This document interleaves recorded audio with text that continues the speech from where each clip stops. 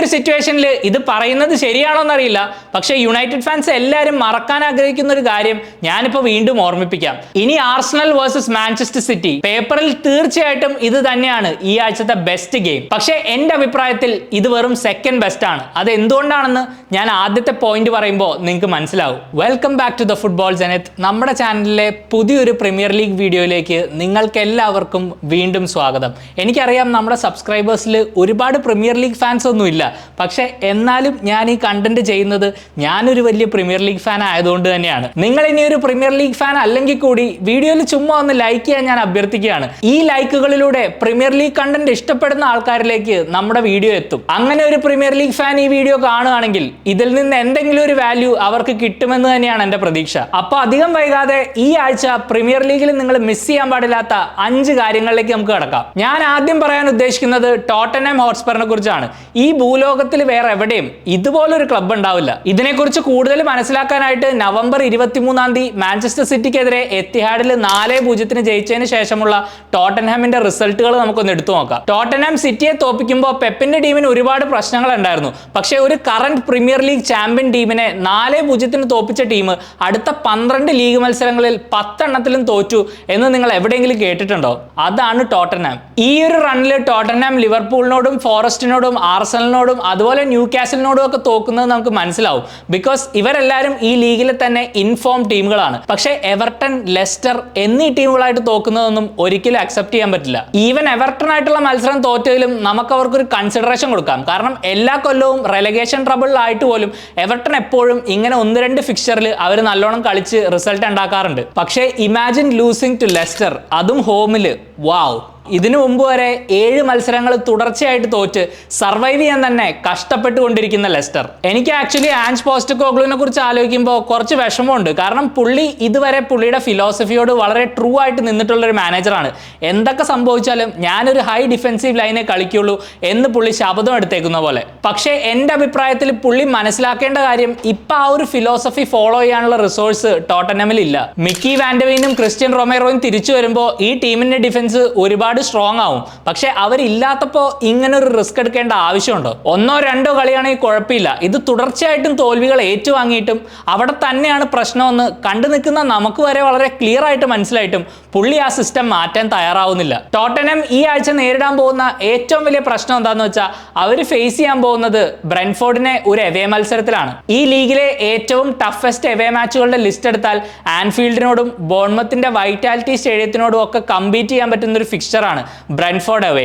Thomas ഫ്രാങ്കിന്റെ കീഴിൽ Brentford ഹോമിൽ കളിക്കുന്ന അറ്റാക്കിംഗ് ഫുട്ബോൾ ഈ ലീഗിലെ തന്നെ ഏറ്റവും ബെസ്റ്റ് ആണെന്ന് വേണമെങ്കിൽ പറയാം. വളരെ ഡയറക്റ്റ് ആയിട്ട് എതിരാളികളെ കളിയുടെ തുടക്കം മുതൽ ഒടുക്കം വരെ പ്രഷറിലാക്കുന്ന പോലത്തെ ഒരു ഫുട്ബോൾ. ടോട്ടൻഹാം ഇതുവരെ കളിച്ച പോലെ വളരെ ഓപ്പൺ ആയിട്ടാണ് ഈ മത്സരത്തിനെ അപ്രോച്ച് ചെയ്യാൻ പോകുന്നതെങ്കിൽ ചെന്ന് കയറി കൊടുക്കേണ്ട താമസം മാത്രമേ ഉള്ളൂ.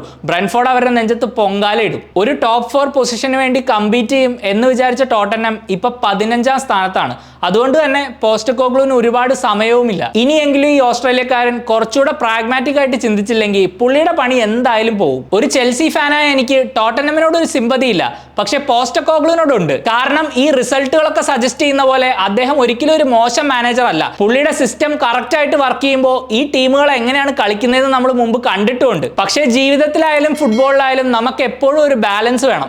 അതെന്ന് പോസ്റ്റക്കോഗ്ലു മനസ്സിലാക്കുന്നോ അന്ന് പുള്ളി ഈ ജോബിൽ സക്സസ്ഫുൾ ആവും. 4ാമത്തെ പോയിന്റിലേക്ക് കടക്കുന്നതിലൂടെ എനിക്ക് സംസാരിക്കാനുള്ളത് ഇംഗ്ലണ്ടിലെ തന്നെ പ്രതാപം നശിച്ച ഫുട്ബോളിന്റെ ഈറ്റില്ലത്തെ കുറിച്ചാണ്. പാരമ്പര്യത്തിന്റെയും പ്രൗഢിയുടെയും കാര്യത്തിൽ മാഞ്ചസ്റ്റർ യുണൈറ്റഡിന്റെ ഓൾഡ് ട്രാഫോർഡിനോട് മത്സരിക്കാൻ ഇംഗ്ലണ്ടിൽ അധികം സ്റ്റേഡിയങ്ങൾക്കാവില്ല. എന്നാൽ ഇപ്പോൾ കളിക്കുന്ന മാഞ്ചസ്റ്റർ യുണൈറ്റഡ് താരങ്ങൾ ആ ഒരു പ്രൗഢി കാത്തു സൂക്ഷിക്കാൻ കഴിവുള്ളവരാണെന്ന് പറയാനാവില്ല. ഒരു മത്സരത്തിന് ശേഷം ക്ലബിന്റെ സ്വന്തം മാനേജർ തന്നെ ആ ടീം ഈ ക്ലബിന്റെ ചരിത്രത്തിലെ തന്നെ one of the worst teams ആണെന്ന് പറയുന്നത് നമ്മൾ എവിടെയെങ്കിലും കേട്ടിട്ടുണ്ടോ? എന്നാൽ അത് ബ്രൈറ്റനെതിരെ മാഞ്ചസ്റ്റർ യുണൈറ്റഡ് തോറ്റതിന് ശേഷം റൂബൻ അമോറിം പറയുകയുണ്ടായി. ഇതിൽ നമുക്കാർക്കും വലിയ അത്ഭുതമൊന്നുമില്ല. കാരണം ഈ ക്ലബിലെ കളിക്കാർ വർഷങ്ങളായിട്ട് മീഡിയോക്രിറ്റി സർവ്വസാധാരണമായി മാറ്റിക്കഴിഞ്ഞു. ഈ സീസണിൽ ഓൾഡ് ട്രാഫോർഡിൽ ആകെ 5 പ്രീമിയർ ലീഗ് മത്സരം മാത്രമാണ് യുണൈറ്റഡ് ജയിച്ചിട്ടുള്ളത്.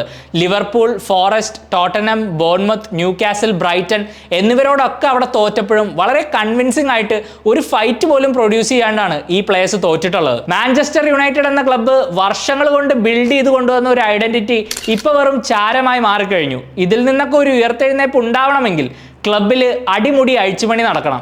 അതിന് റൂബൻ അമോറിമിന്റെ അപ്പോയിന്റ്മെന്റ് തന്നെയായിരുന്നു കറക്റ്റ് ആയിട്ടുള്ള ഡിസിഷൻ. ഇപ്പോൾ ഉള്ള ന്യൂ ജനറേഷൻ മാനേജർമാരിൽ ഏറ്റവും ബെസ്റ്റും റൂബൻ അമോറിം തന്നെയാണെന്ന് ഞാൻ ഇപ്പോഴും ഉറച്ചു വിശ്വസിക്കുന്നുണ്ട്. റാഷ്ഫോർഡിനെ കൊണ്ട് ഒരു ഉപയോഗവും ഇല്ലെന്ന് മനസ്സിലായപ്പോൾ മാറ്റി നിർത്തിയതും ഓരോ പ്ലെയറിൽ നിന്നും താൻ എന്താണ് എക്സ്പെക്ട് ചെയ്യുന്നതെന്ന് വളരെ ക്ലിയർ ആയിട്ട് കമ്മ്യൂണിക്കേറ്റ് ചെയ്തപ്പോഴും റൂബൻ അമോറിം വളരെ നല്ല തീരുമാനങ്ങൾ തന്നെയാണ് എടുത്തിട്ടുള്ളത്. പക്ഷേ ഇവിടെ സക്സസ് കണ്ടെത്തണമെങ്കിൽ അമോറിം വിചാരിച്ചിട്ട് മാത്രം ഒരു കാര്യവുമില്ല. പുള്ളിക്ക് വേണ്ട റിസോഴ്സസ് ക്ലബിന് നൽകാനാവണം. എന്നാലേ ഇവിടെ എന്തെങ്കിലും ഒരു മാറ്റം വരുള്ളൂ. അതിനായി യുണൈറ്റഡ് എന്ത് ചെയ്യും എന്ന് നമ്മൾ കണ്ടു തന്നെ അറിയണം. ഫൈനാൻഷ്യൽ ഫെയർ പ്ലേ ഒരു വലിയ ഘടകം ആയതുകൊണ്ട് തന്നെ ചുമ്മാ മാർക്കറ്റിൽ പോയി പറയുന്ന വിലയ്ക്ക് ഇഷ്ടമുള്ള പ്ലേയേഴ്സിനെ ഒന്നും മേടിക്കാൻ പറ്റില്ല. ഇപ്പോൾ യുണൈറ്റഡിൽ ഒരു ഗുണവുമില്ലാതെ നിൽക്കുന്ന ഡെഡ് വുഡ് ആയിട്ടുള്ള പ്ലേയേഴ്സിനെയൊക്കെ ആദ്യം റിമൂവ് ചെയ്ത് ആ പൈസ റീഇൻവെസ്റ്റ് ചെയ്യണം. ഇത് പറയുമ്പോൾ കേൾക്കാൻ വളരെ എളുപ്പമാണ്. പക്ഷേ ഏറ്റവും വലിയ കോമഡി എന്താണെന്ന് വെച്ചാൽ യുണൈറ്റഡിൽ കുറച്ച് വർഷങ്ങളായിട്ട് ഇത് തന്നെയാണ് നടന്നുകൊണ്ടിരിക്കുന്നത്. ഒരു ബാച്ച് ഓഫ് പ്ലേയേഴ്സ് വരും പോവും, പിന്നെയും ഈ സൈക്കിൾ റിപ്പീറ്റ് ആയിക്കൊണ്ടിരിക്കും. ആരും അങ്ങോട്ട് പച്ച പിടിക്കുന്നില്ല. ഒടുവിൽ റിസൾട്ട് ഇല്ലാണ്ടാവുമ്പോൾ മാനേജറിനെ ക്ലബ്ബ് മാറ്റും. ഈ ഒരു വിധി അമോറിമിന് ഉണ്ടാവാണ്ടിരിക്കട്ടെ. ഞായറാഴ്ച യുണൈറ്റഡിനെ ഓൾഡ് ട്രാഫോർഡിൽ നേരിടാൻ പോകുന്ന ക്രിസ്റ്റൽ പാലസിന് നഷ്ടപ്പെടാൻ ഒന്നുമില്ല. അതുകൊണ്ട് തന്നെ അവരങ്ങനെയായിരിക്കും ഈ മാച്ചിനെ അപ്രോച്ച് ചെയ്യാൻ പോകുന്നത്. ബിക്കോസ് ഇപ്പോൾ ഈ ലീഗിലെ എല്ലാ ടീമിനും അറിയാം Manchester United are not the old Manchester United. Palace already ഈ സീസൺ സിറ്റി, ചെൽസി, ബോൺമത്ത് എന്നീ ടീമുകൾക്കെതിരെ ഡ്രോയും പിടിച്ചിട്ടുണ്ട്. അതുപോലെ ടോട്ടൻഹാം, വെസ്റ്റ് ഹാം, ബ്രൈറ്റൺ ഇവരെയൊക്കെ തോപ്പിച്ചിട്ടുണ്ട്. So they are not a bad team. പിന്നെ ഈ ഒരു സിറ്റുവേഷനിൽ ഇത് പറയുന്നത് ശരിയാണോ എന്നറിയില്ല, പക്ഷേ യുണൈറ്റഡ് ഫാൻസ് എല്ലാവരും മറക്കാൻ ആഗ്രഹിക്കുന്ന ഒരു കാര്യം ഞാനിപ്പോൾ വീണ്ടും ഓർമ്മിപ്പിക്കാം. കഴിഞ്ഞ സീസൺ ലീഗിൽ 2 മത്സരങ്ങളിലും യുണൈറ്റഡ് ക്രിസ്റ്റൽ പാലസിനോട് തോറ്റിരുന്നു. അതിൽ 4-0 സെൽഹേഴ്സ് പാർക്കിലേറ്റ ആ തോൽവി ഒരു യുണൈറ്റഡ് ഫാനും അങ്ങനെ പെട്ടെന്നൊന്നും മറക്കില്ല. അന്ന് ഒലീസയും എസയും മറ്റേ കൂടെ കമ്പൈൻ ചെയ്ത് പീക്ക് ഒലിവർ ഗ്ലാസ്നർ ബോളായിരുന്നു നമ്മളെല്ലാവരും വിറ്റ്നസ് ചെയ്തത്. അത് പിന്നെ ഇങ്ങോട്ട് ക്രിസ്റ്റൽ പാലസിൽ കൺസിസ്റ്റന്റ് ആയിട്ട് കാണാനായില്ലെങ്കിലും ഈ ആഴ്ച ഓൾഡ് ട്രാഫോർഡിൽ അതിന്റെ എന്തെങ്കിലും ഒരു ഷെയ്ഡ് അവർക്ക് പുറത്തെടുക്കാനായാൽ ഈ കളിയിൽ യുണൈറ്റഡ് ഒന്ന് ബുദ്ധിമുട്ടേണ്ടി വരും. മൂന്നാമത്തെ കാര്യം, ഈ പ്രീമിയർ ലീഗ് വീക്കെൻഡിലെ ഏറ്റവും ലാസ്റ്റ് ഫിക്ചറായ ചെൽസി വേഴ്സസ് വെസ്റ്റ് ഹാം ആണ്. ഇതൊരു നോർമൽ ലണ്ടൻ ഡാർബി അല്ല. അതിന്റെ കാരണം ഞാൻ ഇനി എക്സ്പ്ലെയിൻ ചെയ്യാം. ചെൽസി വിട്ട് ഏകദേശം 1.5 വർഷത്തിന് ശേഷം ഗ്രഹാം പോട്ടർ എന്ന കോച്ച് തിരിച്ച് സ്റ്റാംഫോർഡ് ബ്രിഡ്ജിലേക്ക് വരികയാണ്. ഒരുപാട് പ്രതീക്ഷകളോടെയാണ് ചെൽസിയിലേക്ക് പോട്ടർ തോമസ് ടൂഷലിന്റെ റിപ്ലേസ്മെന്റ് ആയിട്ട് വരുന്നത്. പക്ഷേ വെറും 7 മാസവും 31 മത്സരങ്ങളിലും അദ്ദേഹത്തിന്റെ ചെൽസി ജീവിതം ഒതുങ്ങി. ചെൽസിയിലേക്കുള്ള ഈ ഒരു വലിയ മൂവിന് മുമ്പുള്ള പോട്ടറിന്റെ കോച്ചിങ് കരിയർ എടുത്തു നോക്കിയാൽ നമുക്കറിയാം അദ്ദേഹം തീർച്ചയായിട്ടും നല്ല റെക്കോർഡുള്ള ഒരു കോച്ച് തന്നെയായിരുന്നു. പക്ഷേ സ്റ്റാംഫോർഡ് ബ്രിഡ്ജിൽ ആ സമയത്ത് ഉണ്ടായിരുന്ന ഒരു ഇൻസ്റ്റെബിലിറ്റിയും അഗ്രസീവ് റിക്രൂട്ട്മെന്റും ഒക്കെ പുള്ളിക്ക് മാനേജ് ചെയ്യാവുന്നതിലും കുറച്ചു കൂടിപ്പോയി. അങ്ങനെ പ്രീമിയർ ലീഗിൽ വെറും 1.27 പോയിന്റ്സ് പെർ ഗെയിം എന്ന മോശം റെക്കോർഡുമായി പോട്ടറിന് സ്റ്റാംഫോർഡ് ബ്രിഡ്ജിന്റെ പടി ഇറങ്ങേണ്ടി വന്നു. ഇപ്പൊ വെസ്റ്റ് ഹാമിലേക്ക് വരുമ്പോൾ പോട്ടറിന് പക്ഷേ ഈ ഒരു പ്രതീക്ഷയുടെ ഭാരമില്ല. കാരണം ഈ ക്ലബിന്റെ അവസ്ഥ അത്രയ്ക്ക് മോശമാണ്. ഇത് എന്തുകൊണ്ടാണെന്ന് ഞാൻ ഇനി ഡീറ്റെയിൽ ആയിട്ട് പറഞ്ഞുതരാം. യൂറോപ്പ കോൺഫറൻസ് ലീഗ് അടിച്ചിട്ടും ഡേവിഡ് മോയ്സിനെ പറഞ്ഞുവിട്ട് ഹ്യുലൻ ലോപ്പറ്റേഗിയെ അപ്പോയിന്റ് ചെയ്ത് വെസ്റ്റ് ഹാം ഒരു കംപ്ലീറ്റ് ട്രാൻസ്ഫോർമേഷന് ഒരുങ്ങി. പക്ഷേ ഈ മൂവ് ഒട്ടും വർക്കൗട്ട് ആയില്ല. അതിന് മെയിൻ കാരണം അവരുടെ റിക്രൂട്ട്മെന്റ് തന്നെയാണ്. ടെക്നിക്കൽ ഡയറക്ടറായ ടിം സ്റ്റേഡന്റെ ട്രാൻസ്ഫർ തീരുമാനങ്ങളൊന്നും വർക്കായില്ലെന്ന് മാത്രമല്ല പുള്ളി മോയസായിട്ടും ലോപ്പറ്റഗിയുമായിട്ടും ഒക്കെയുള്ള റിലേഷൻഷിപ്പും കളഞ്ഞു കുളിച്ചു. ഈ 2 മാനേജർമാരും സ്റ്റൈഡനെ ട്രെയിനിങ് ഗ്രൗണ്ടിൽ നിന്നും ഡ്രസ്സിംഗ് റൂമിൽ നിന്നൊക്കെ ബാൻ ചെയ്തിരുന്നു. Can you imagine that? ഒരു ക്ലബിന്റെ മാനേജറും ടെക്നിക്കൽ ഡയറക്ടറും തമ്മിലുള്ള റിലേഷൻഷിപ്പ് ഇത്രയും മോശമാവുന്നത് നമ്മൾ വേറെ അധികം കണ്ടിട്ടുണ്ടാവില്ല. കണക്കുകൾ പ്രകാരം സ്റ്റൈഡൻ ഏകദേശം 100 മില്യൺ ആണ് വെസ്റ്റ് ഹാമിനെ റീബിൽഡ് ചെയ്യാൻ വേണ്ടി സ്പെൻഡ് ചെയ്തിരിക്കുന്നത്.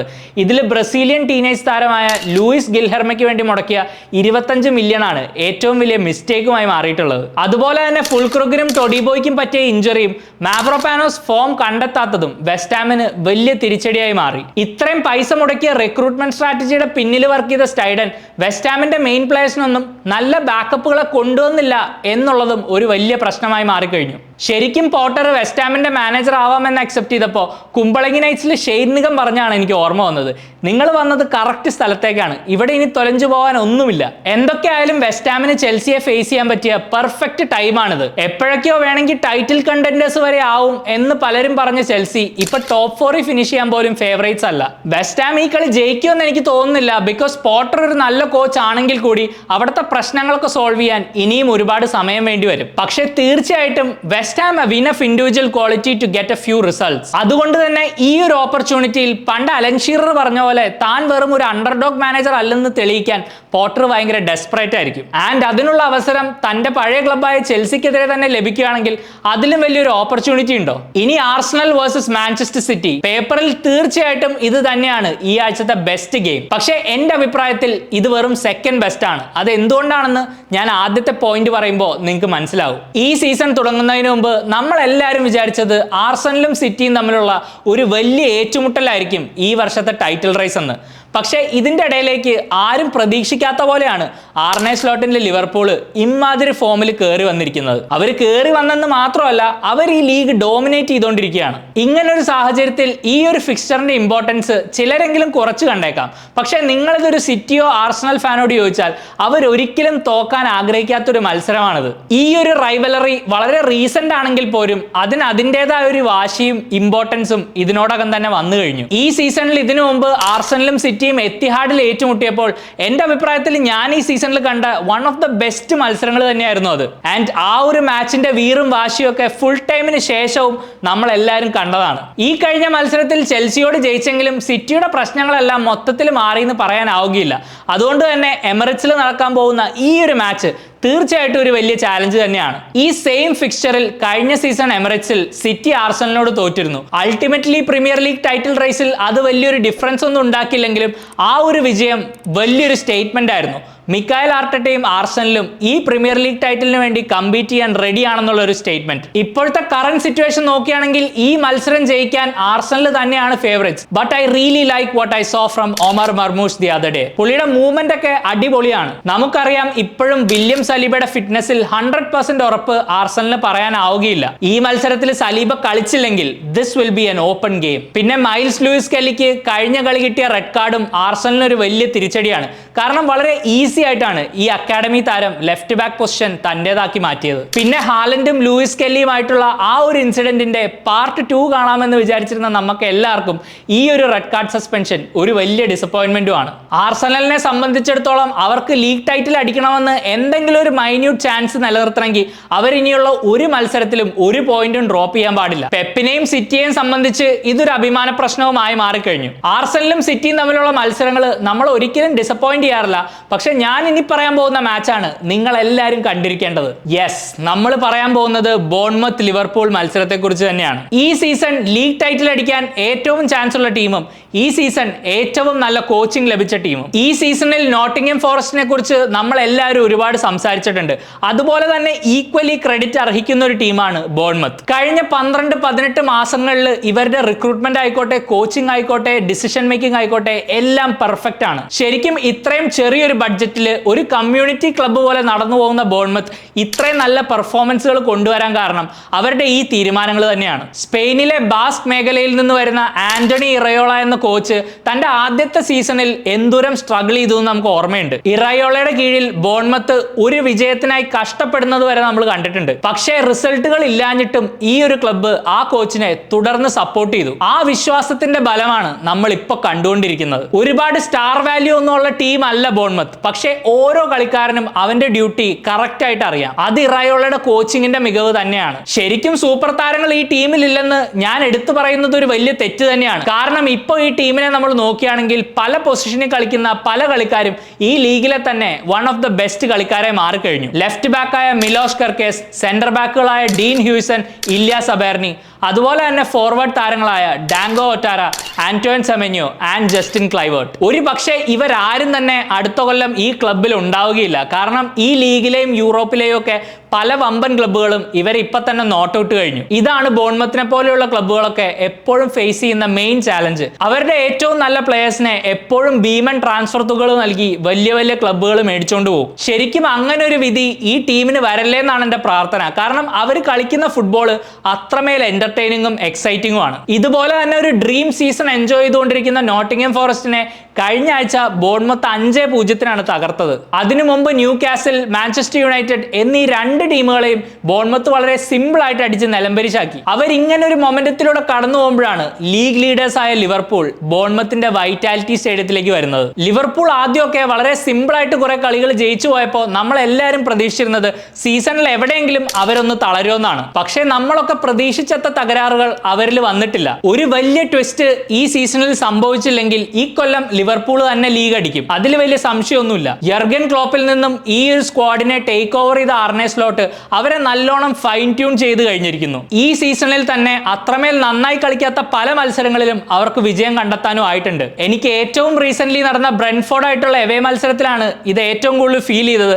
അത്രയും വലിയ ഫ്രസ്ട്രേറ്റിംഗ് മൊമെന്റിലൂടെ കടന്നുപോയിട്ട് അവസാനം ആരും പ്രതീക്ഷിക്കാത്തപ്പോൾ ഡാർവിൻ ന്യൂനസ് വന്ന് 2 ഗോൾ അടിച്ച് ആ കളി ലിവർപൂൾ ജയിച്ചു. ഇതൊക്കെയാണ് ഒരു ചാമ്പ്യൻ ടീമിന്റെ ഹോൾമാർക്ക്. ഒരു ടീമിന് എപ്പോഴും 100% പെർഫോം ചെയ്യാനാവില്ല. ഇങ്ങനെയുള്ള മത്സരങ്ങൾ ജയിക്കാനുള്ള എബിലിറ്റി ഉണ്ടാവുന്നത് തന്നെയാണ് ചാമ്പ്യൻ ടീമുകളെ ബാക്കിയുള്ള ടീമുകളിൽ നിന്ന് സെപ്പറേറ്റ് ചെയ്യുന്നത്. എന്തായാലും ലിവർപൂൾ ഈ സീസണിൽ ഫേസ് ചെയ്യാൻ പോകുന്ന one of the toughest away games തന്നെയാണ് ഇനി വരാനുള്ള ബോൺമത്തുമായിട്ടുള്ള മത്സരം. ഈ ആഴ്ച ആർസണലും സിറ്റിയും ഏറ്റുമുട്ടുന്നത് കൊണ്ട് തന്നെ ഇവരിൽ 2 പേരിൽ ആരെങ്കിലും പോയിന്റ് ഡ്രോപ്പ് ചെയ്യാനുള്ള ചാൻസും ഉണ്ട്. അതുകൊണ്ട് ലിവർപൂളിന് ബോൺമത്തിനെ തോൽപ്പിക്കാനായാൽ ഈ സീസണിലെ ടൈറ്റിൽ റേസ് ഡിഫൈൻ ചെയ്യുന്ന ഒരു വിക്ടറി ആയിരിക്കും ഇത്. That's it guys. പ്രീമിയർ ലീഗിൽ ഈ ആഴ്ച ഈ 5 മത്സരങ്ങൾ നിങ്ങൾ ഒരിക്കലും മിസ് ചെയ്യില്ല എന്ന് ഞാൻ പ്രതീക്ഷിക്കുന്നു. എപ്പോഴത്തെയും പോലെ ഈ ഒരു വീഡിയോയെ കുറിച്ചുള്ള നിങ്ങളുടെ വിലയേറിയ അഭിപ്രായങ്ങൾ തീർച്ചയായിട്ടും കമന്റ് ചെയ്യുക. അതിന്റെ കൂടെ തന്നെ ഈ 5 മത്സരങ്ങളിൽ ആര് ജയിക്കും എന്നുള്ള പ്രഡിക്ഷനും തീർച്ചയായിട്ടും മെൻഷൻ ചെയ്യുക. വീഡിയോ ഇഷ്ടപ്പെടുവാണെങ്കിൽ ലൈക്ക് ചെയ്യാൻ മറക്കരുത്. അധികം വൈകാതെ നിങ്ങളുടെ മുമ്പിലേക്ക് ഞാൻ വീണ്ടും വരുന്നതായിരിക്കും.